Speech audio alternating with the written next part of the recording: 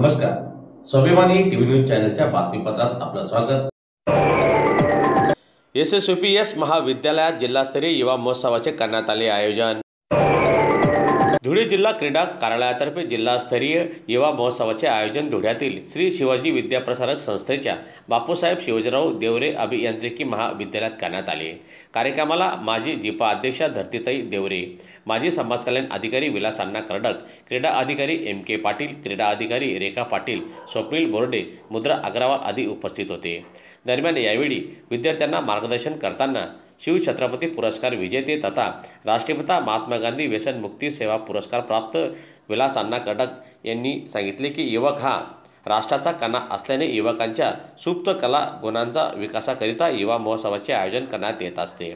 दरम्यान युवकांनी व्यसनमुक्त राहून आत्मनिर्भर होऊन युवकांनी आपल्या कलेचा विकास करावा व यशाची शिखरे पादाक्रांत करावी असे विचार जिल्हास्तरीय युवा महोत्सवाचे उद्घाटना प्रसंगी शिवछत्रपती राज्य पुरस्कार तथा राष्ट्रपिता महात्मा गांधी व्यसन सेवा पुरस्कार प्राप्त माजी समाज कल्याण अधिकारी श्री विलास अण्णा कर्डक यांनी याप्रसंगी व्यक्त केले. क्रीडा व युवक कल्याण हा एकच विभाग आहे. पण क्रीडा विभागाला प्रचंड अनुदान दिलं जायचं, मदत दिली जायची, पण युवक कल्याण थोडंसं निग्लेक्टेड सारखं होतं. तर त्यावेळेस मी छत्रपती युवा पुरस्कार विजेता महाराष्ट्र शासनातला पहिला, उत्तर महाराष्ट्र पुणे विद्यापीठातला. तर ह्या महाविद्यालयानं मला घडवलं आणि आजही ही संधी या महाविद्यालयामुळे अत्यंत ऋण आहेत या महाविद्यालयाचे संस्था चालकांचे. तर मित्र हो, युवक महोत्सव हा युवकांच्या सुप्त कलागुणांच्या विकासाकरता हा युवा महोत्सव घेतला जातो.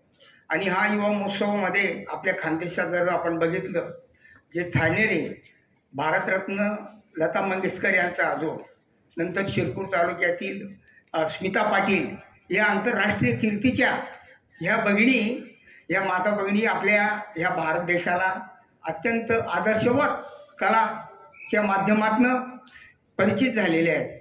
तेव्हा ह्या युवक कल्याण विभागातर्फे हा युवक कल्याण युवकांचा जो महोत्सव आहे, तर ह्या युवा महोत्सवानिमित्त तुमचे सुप्त कलागुण प्रदर्शित केल्यानंतर सरांनी सांगितलं जिल्हा स्तर, विभागीय स्तर, राज्यस्तर आणि केंद्रशासित प्रदेश, तर देशात सुद्धा आपल्या कलागुणांच्या विकासाप्रमाणे आपण पुढे जावं.